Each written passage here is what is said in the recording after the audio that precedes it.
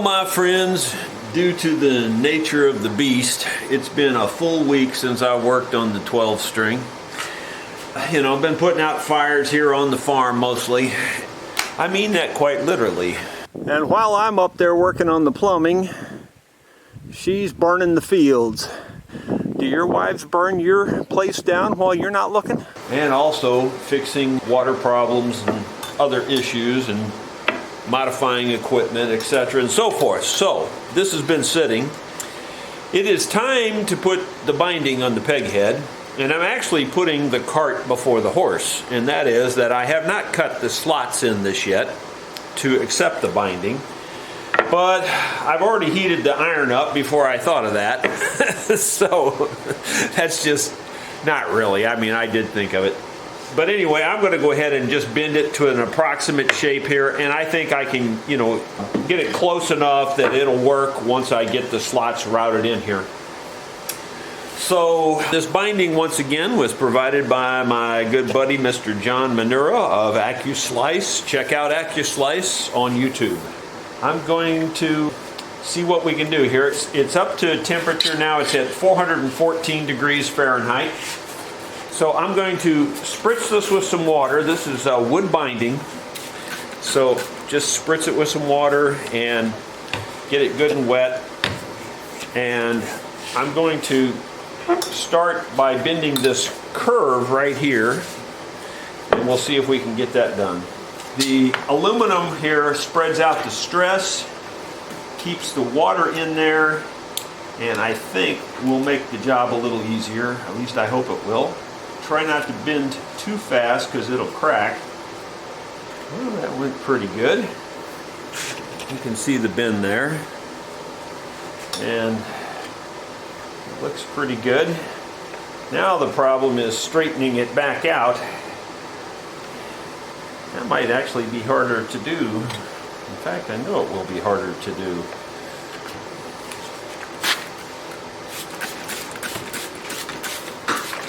I'm going to go ahead and spritz it down a little further and let the wood start soaking up some of the water. Got to try to figure out how I'm going to try to bend that back. I've got the little small area on this bending iron, and that does help, I think. I think we can call that good enough. You can kind of see how it's following there. So if I set this up like so, then I've got to get this bend here going. Really moving it around. I don't know if I've got it in the right place now again. Pretty close. I'm going to try to bend this really slowly because it's a really tight bend. Probably can't see what I'm doing at all, but sorry about that. It's a really tight radius here, and bending wood that tightly is a definite risk.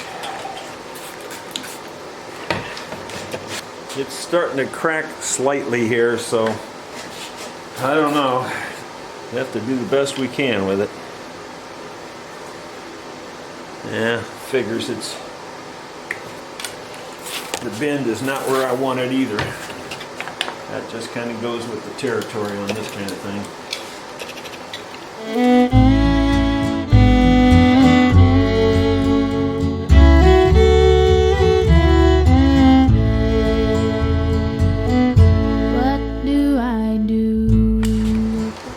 It's bending, but it's tedious. With all my sorrow, with all the loss I've gained, while I'm waiting for tomorrow, what do I do with all this? It's about as close as I can get it, I think. And I think I'm going to stop while I'm ahead and go ahead and cut it off right there, and we'll route this out and see if we can make this work.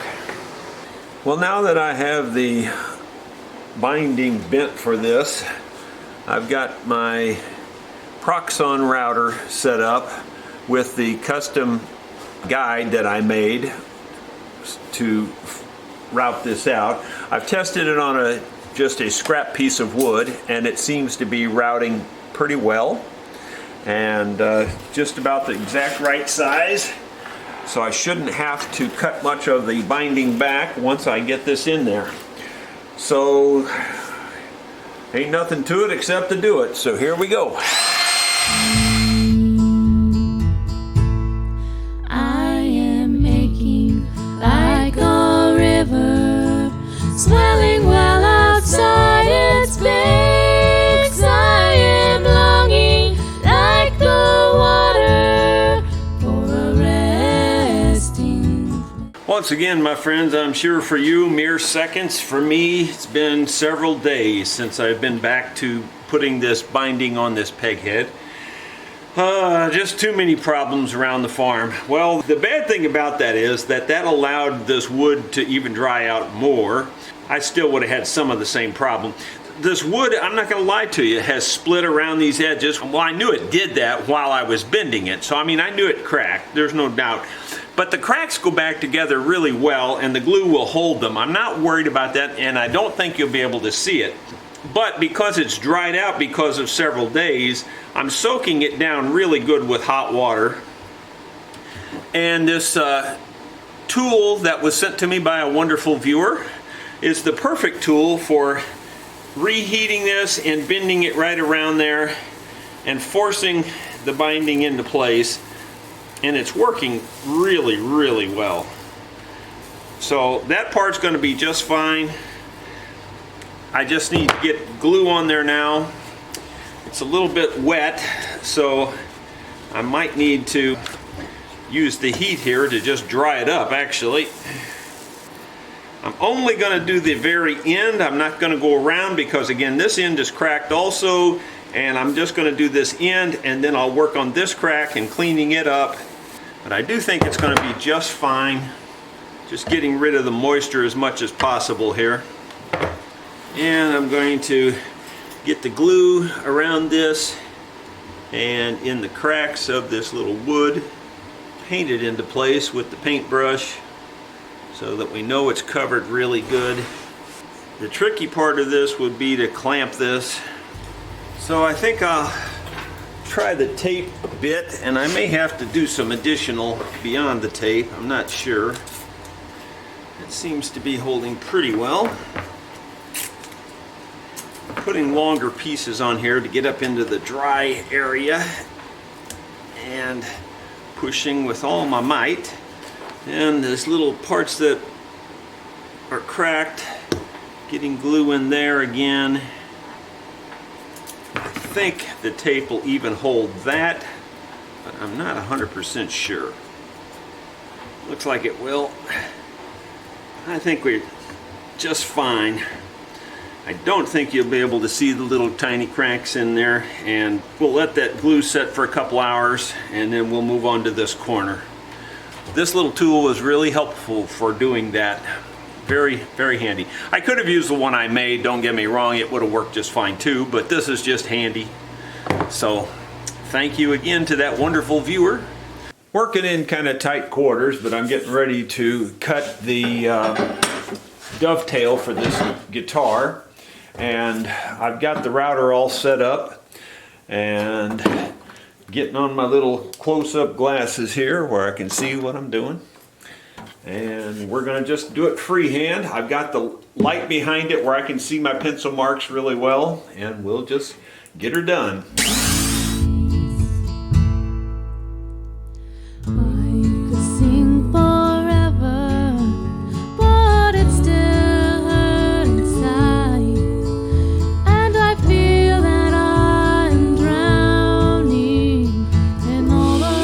You know, you don't get dirty doing this or anything, just so you know. And this didn't make a mess on Caleb's desk over here or anything.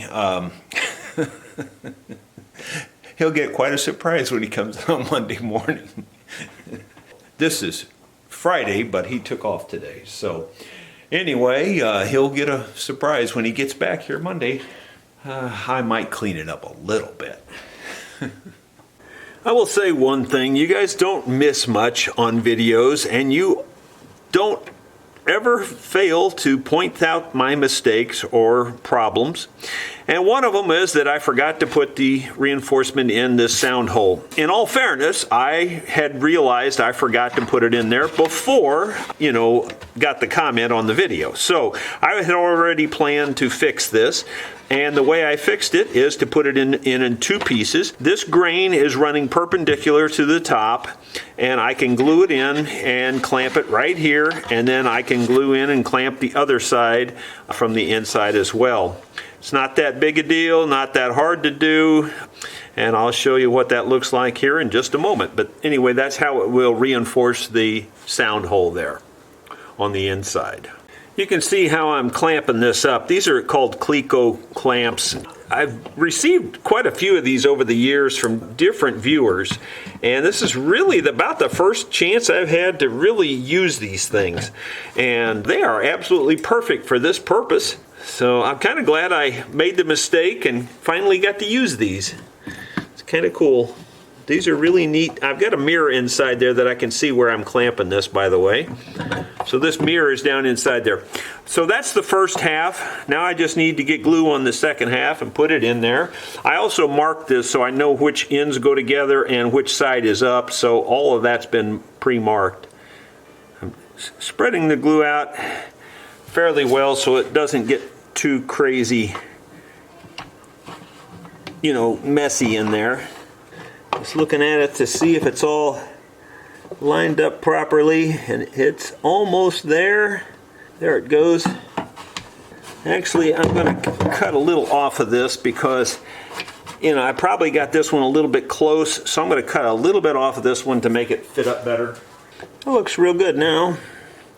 It's not, I wouldn't call it perfect, but I don't do anything that's absolutely perfect. I just do as good as I can do. That one there kind of holds it in place. These clamps are really cool. I really like them. I just don't have many occasions to use them. That looks real nice. That's going to work just fine. We'll let that sit for a couple hours and take those clamps off, and we should be good to go. So that was a real good solution to a difficult problem. Thanks for pointing it out. These Cleco clamps are just as easy to take off as they are to put on. You just need this tool, but it's really easy. It's fast. They're all spring loaded, so it's just a real simple thing. I have a number of different sizes and shapes of these Cleco clamps, but as I said, honestly, this is the first time I've really felt like they had a real good application for guitar building. I'm sure there are other places I could use them. I just haven't thought of it yet. That's been sitting a couple hours, so I'm sure that's more than dry on the inside there. That just reinforces that hole so that it won't split or crack around there. It also reinforces the fact that you've, cut half the thickness away here. Now, I didn't make that very wide, but it doesn't need to be. But it is reinforced and it feels fine. I'll take some sandpaper and just sand it lightly in there too to get rid of the sharp edges and stuff. But it feels absolutely fine. So I think we're in good shape. I've taken the tape and everything off the peg head. One time you use that tape, it's absolutely fine. The next time you use it, it just leaves all kinds of tape residue and pieces of tape on there, and it left a lot on there this time, and I'm trying acetone to see if that'll knock it out, but it might. Got to be careful. Oh, I did. I got the acetone on top of that white. I didn't think about that. I wasn't watching. Maybe I can clean it back off. That was kind of a mistake. Well, I'll just kind of rub it all a little bit with it. Here's a dry spot here, and not too much damage there. I didn't think about that. And maybe I better not use this acetone idea. I didn't think about the red rubbing off. Oh well, I always say it's not easy being me. And I'll scrape off the residue with a single edge razor blade. Probably just as good or better anyway. And then I'll sand it lightly. That's doing pretty good. There's a lot of residue on there, I'll say that.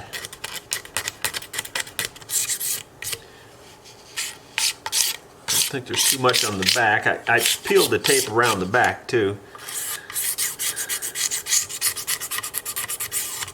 Okay, and then the end here's got quite a bit of residue. Then there's these corners here where the binding actually did crack a little bit. And I've re-glued it, and I think I can sand it around here enough that that'll barely show, if any. It's actually doing pretty nice. In fact, it's doing so nice that you'd really have to know what to look for to even see it at this point. It's covering up very well. I thought it would, but I just wanted to be sure.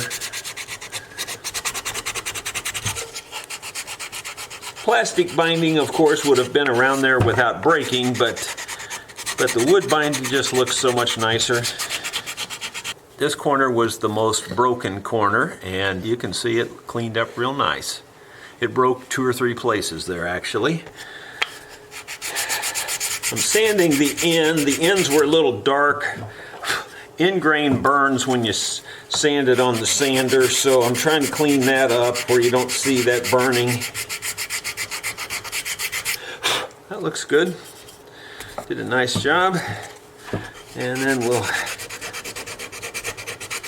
finish up this corner. This corner's broke too, but it only broke in one place.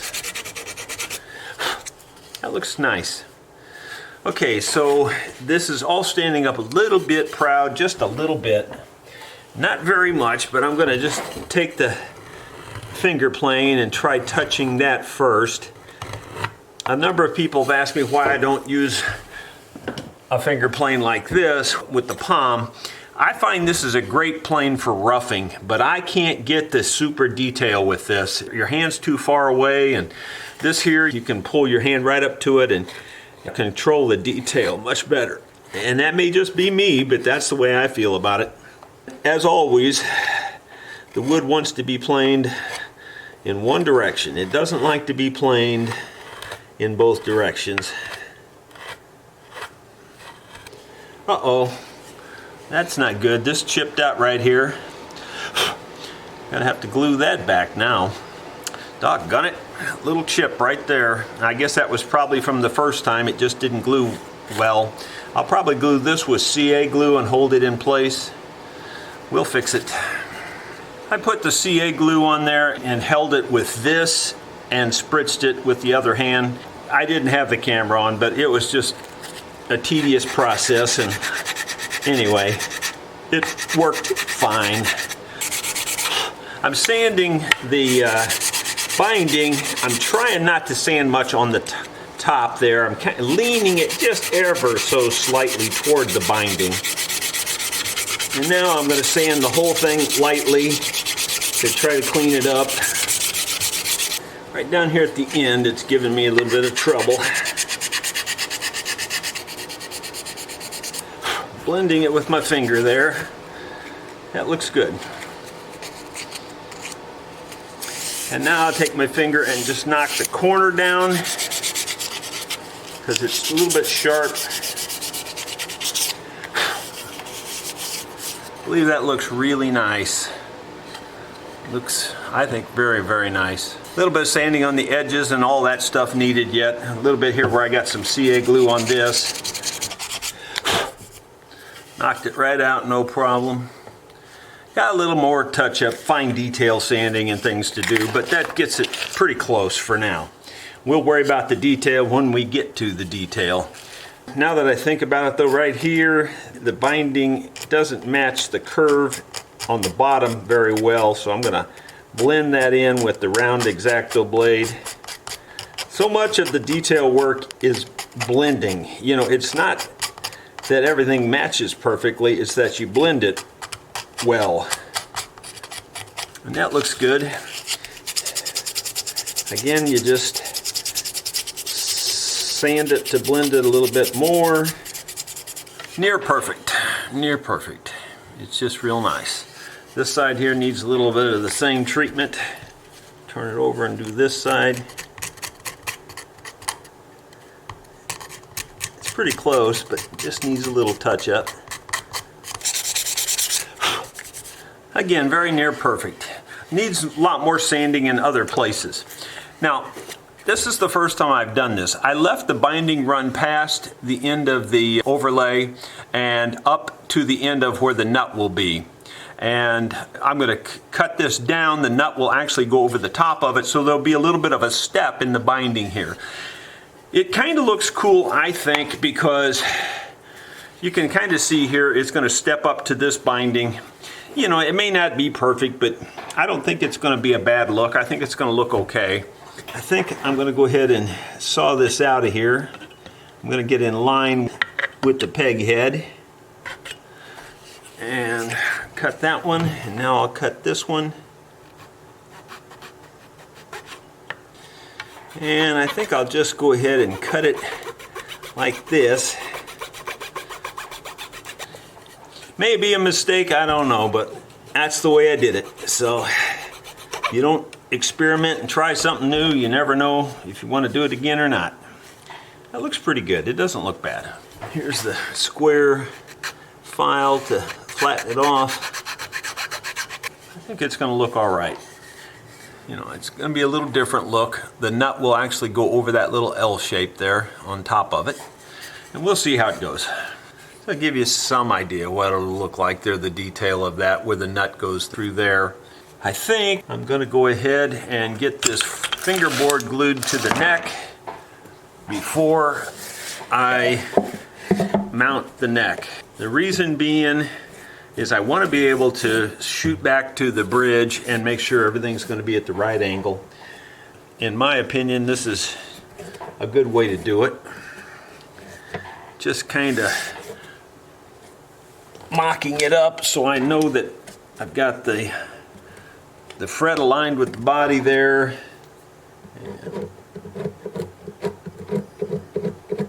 I think what I'm going to do now is put the little nails in here for alignment pins and get it all aligned. I'll show you what that looks like here in a moment. And if you haven't seen me do this alignment before, you can just pick almost anywhere you want to, and you drive in a little wire brad, and you don't drive it real deep. It's just a little wire brad. You wouldn't want to drive a big nail in there because you'd split it. But these little wire brads, they're little tiny brads.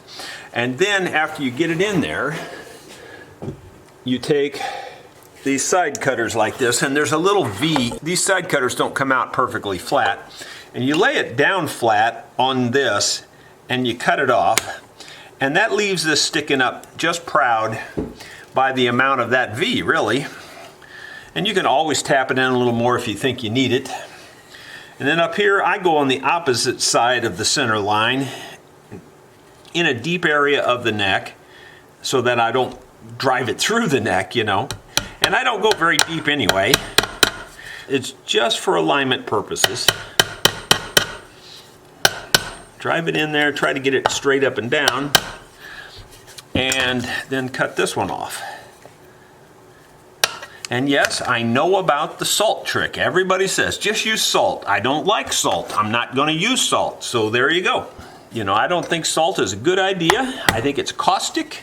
Salt is just never a good thing, I don't think. Especially in any situation like this. So I'm not using the salt. It's just an opinion more than it is anything else.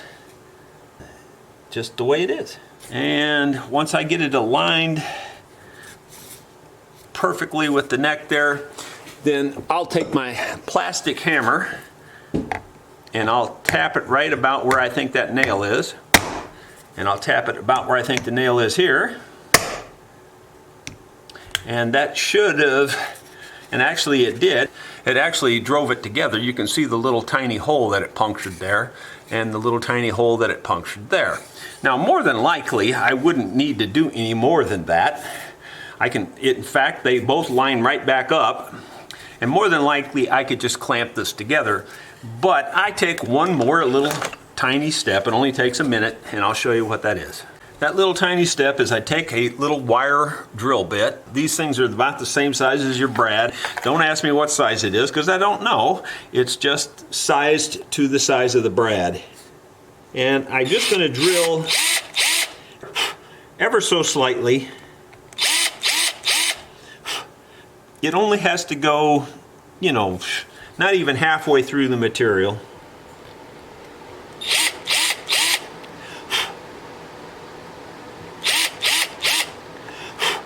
I just look at it and gauge whether I think it's deep enough or not, and I think it's plenty deep. That way, when you put it on here and squeeze it, then you know there's room there, that it's not going to be held up. And it'll go down. It locks it in place. It does not move now. I'm going to check this one more time here to make sure I've got it aligned the way I want it aligned. Once you get it there, you know, it doesn't move at all. It sticks right in place. And the good thing about that is when you get the glue on there, it doesn't slide around. That's the main thing. Somehow I think I kind of knocked that one down a little deeper. I'm going to pull it back out just a hair. I got it in there a little bit deep. You can pull them with this very easily. And I only pulled it a tiny, tiny amount. And that's good. It's just perfect. Like before, ain't nothing to it except to do it. So let's get the glue on here.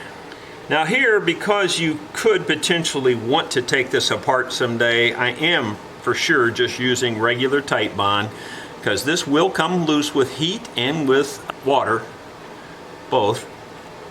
Where the Titebond 3, not so much. Oh, you could probably even get it apart if you had to, but why risk it? And Titebond original like this is very strong. It's not going to turn loose on its own anyway. That's about all the squeezing I needed to do with that hand. And I'll take one of these little glue paddles and smear it around. I like to use the brushes on anything that's an odd shape or small detail type work. And these paddles I like for flat areas. They seem to work better. As luck would have it, I don't think I got enough glue on there. This thing's about half clogged, wouldn't you know? See if we can get a little more glue on it. That'll probably be enough. And yes, you can glue the neck in the body first and do it that way. But I think this gives me just that little bit more insurance that I'm going to get it right. And on a 12 string, you really do want it right. You want it right on any guitar, but dang, 12 strings are hard on the neck anyway, and so you really want to make sure you get the angle just exactly right. And I think this will give me that little bit of insurance. Now we'll line up the little holes there, and you can feel them go right in. It's not hard to tell they're there, and the alignment pins. And where the salt thing, you know, I don't know. It just doesn't excite me to even think about using salt there.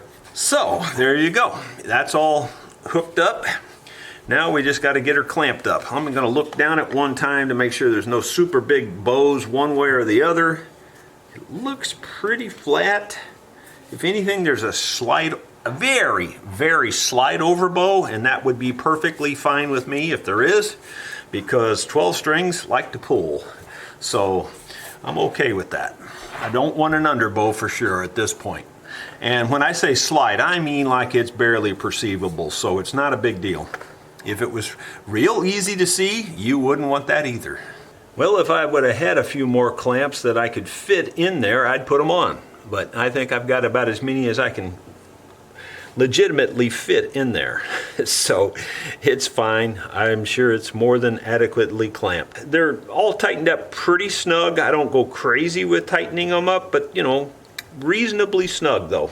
Not so snug that it's going to dent the wood, but I've also got extra padding on there too. So I do snug it up pretty tight. The tighter I can get it, the better I like it in this case.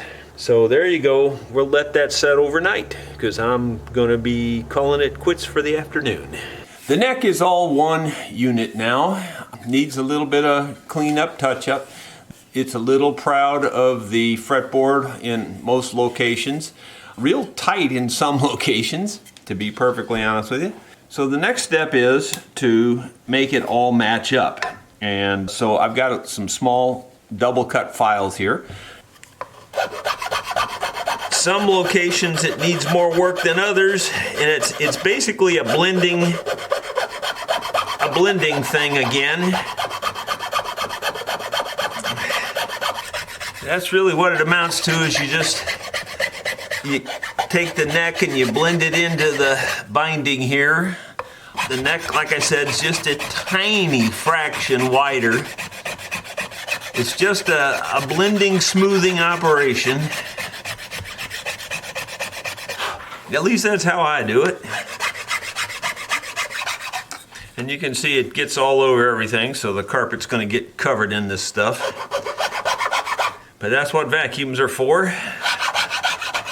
Sometimes I turn the flat side down, sometimes I turn the round side down. The round side's a little more aggressive in a lot of cases. And sometimes it's even more detailed because it's only touching in one little spot. So the round side has some advantages. And then for the long smoothing, I'll turn it to the flat side a lot of times, like this. I can tell the neck's still pretty big and fairly thick this way too. Again, I'm going to leave it as large as I can because of it being a 12 string. And I have the little bigger one here if I need to be a little more aggressive. This step could be done now, and it could even be done after it's on the guitar. I prefer to get it as close as I can right now and fine tune it once it's on the guitar, because after the guitar's in your hand and everything, you get a feel for it. And after it's strung up too, you get a feel for it. So that side there is fairly close, fairly good. Needs a little bit more detail yet, but not too bad. Now we'll work on this side. Yeah, I might turn it around this way. I like it turned this direction most of the time, so that you're filing toward the binding, because this is the heavy side on this side here. But you can kind of see the process. I'm going to just do a little more of this and detail a little bit here and there, and maybe even take it over to the vise and work on the whole profile. But you'll see it as we go along. Off camera, I worked on the neck some more. It's still big. There's no question in my mind that it's still a big feeling neck. We're going to work it down some more, but I'll probably wait until I get it on the guitar. I feel like I have better control at that point. Setting it on here and seeing how it fits to the body here, and for some reason I'm actually seeing a tiny little bit of a gap between here and the top of the guitar, like it's not going down all the way. So I'm going to have to investigate that, because I don't think there was a problem before, but there must be something going on. So I'm going to look at that and figure out what's causing that. It may be bottoming out, it may be something else, I'm not sure. Might be a little piece of glue or something sticking in the way. But I'll investigate that. Everything looks real good about it now to me. I'm tempted to go ahead and glue it on there, but I don't want to do that because I want to, use every bit of help I can give myself. And that is, the next thing I'm going to do is cut the slot in this bridge for the saddle. That way I can float the saddle around until I get the intonation just right, and I can also test the string height and all of that. At the beginning, it's to test the string height, the neck angle I should say, so that I can get the neck glued in here, and then we can float the bridge around and get the intonation properly. At first, it is just to set the neck angle. But anyway, I'm going to get the saddle in here, and then we'll move on to that next step of working on the neck angle. My friends, I have used this homemade I guess you'd call it, saddle slotting jig many times on the guitars, and you've seen it in other videos, I'm sure. And in those cases, I just clamp it to the guitar and all's good, you know. But I've also used it quite often outside of the guitar, or, you know, off the guitar, and try to clamp all this stuff to my workbench, and it's really a pain in the neck. Every time I do that, I always think I need a fixture to hold this when it's not on the guitar. So I just took the time and made a fixture. This was just a piece of particle board that was just scrap. Actually, it came with a tool. I think it came maybe with my, you know, my sander, what do you call it? The oscillating orbital sander, or oscillating spindle sander. I think it came with my oscillating spindle sander table or bench. Anyway, it came from Grizzly, and this top was just crap in my opinion. So I just took the top off instantly. It's been sitting around in the scrap pile for years actually. And in fact, it had delaminated, it had come loose down the middle, and so I CA glued that back together. That gave me enough thickness to run screws down in it. You know, I could have just went ahead and let it separate, I guess, but then I wouldn't have the thickness to run the screws in. All that to say, it's just a piece of scrap wood. Doesn't matter what it is, as long as it's relatively flat, and it is relatively flat. So I've just countersunk some screws here, countersunk screws here. This one here is the only one that's below the surface, and that's because the router will ride in this area. These others don't matter. And these screws will depend on your saddle. These will always go into the same hole, but these will depend on your saddle, and you'll have to adjust these each time I use it for the width of the saddle, etc. And so that it gets up tight. That's all I'm saying. This here adjusts. You can slide it around like this and get to the angle of your saddle. I have not yet done that. I've already got my angle of my saddle marked here on my piece. Then I can clamp the whole thing to my bench. Then I take my Proxxon router and run along there. By the way, in case anybody's wondering about this weird shape here, this was just a big square piece of plastic, and that was the only way I could get enough width out of the plastic, was go corner to corner to make this jig. So in other words, I didn't want to waste the plastic. I didn't want to go buy new plastic to make this jig. So I just went corner to corner and cut off the rest of the square. That's all I did. This shape is not important if you decide to make a jig like this.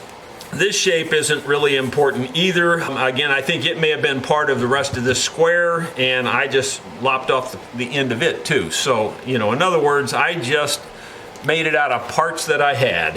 The only thing that's really important is that this thing here slides and tightens up and can get you where you need to be. That's really the only thing that's super important. Keeping it level, of course, on the guitar or on the platform is fairly important too. All that to say, we're ready to cut the slot in this, but the first thing I have to do is get the right bit in here, and I also have to, you know, line it up correctly. The bit that's in here I think is too big, so I'm going to go to the next smaller bit. And I use the bits from Stumac, which are the spiral down cutters for inlay work. They seem to work great for this, and I use the one that cuts about 100 thousandths of an inch slot. So I think it measures a little below that, but by the time you get the slot cut, it's usually about 100 thousandths of an inch. Well, I've got this set up about as good as I can set it up. I had already drilled some holes in here as markers for the alignment. I did that from the bridge that I copied. You know, I've got it lined up. I've got the bit down in one of those holes, and I don't really know how deep I'm cutting, but I know I'm not cutting too deep. That part I know for sure. And I've marked some new end spots here where I'm going to stop. So nothing left to it except to do it. So here we go.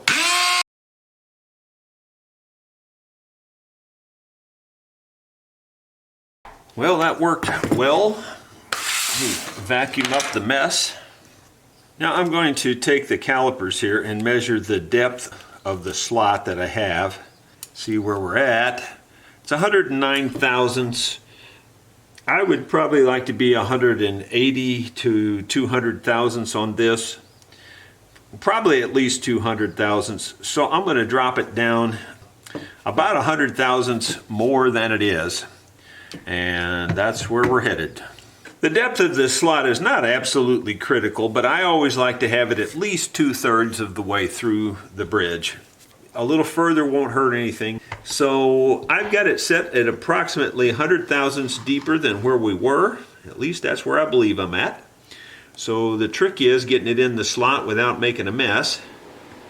And we'll give it our best shot.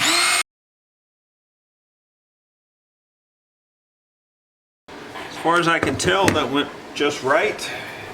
I'm going to check the depth again. It's right at 197 thousandths, which is very close to 200 thousandths that I was aiming for. 193, it measures different every once in a while here. Hard to get a real good measurement on that. I think there was some junk in the bottom of the hole. There you go, that's what my problem is. There's stuff down in the bottom of the hole, so let me clean that out a little bit. For all intents and purposes, the slot is fine. To be perfectly truthful, it's about 5 thousandths deeper on this end than it is on this end. And that may sound like a lot, but that's about the thickness of a hair. So, you know, it's not very much, but it is different. And that can just be anything. I mean, like it could be that, you know, if you had this on the guitar, the tightness of the clamp on this side might be tighter than the tightness of the clamp on this side. You know, it could be that this screw is pulled down a little bit tighter than this screw is. I mean, I don't really know what the reason is for it.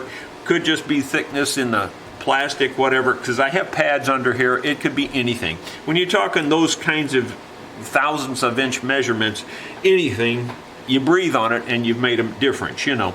So for all intents and purposes, that's fine. And the depth really isn't that terribly critical, other than you want it deep enough so that it's not leaning forward. 200 thousandths, I'm really making up my mind if that's as deep as I want to go. I might want to go deeper. And I'm going to try to measure the thickness of the part here. It's a little hard to do because I've got it in place. I forgot what it is. It's almost, according to this, almost 400 thousandths. 380 thousandths, and that's about right, I think.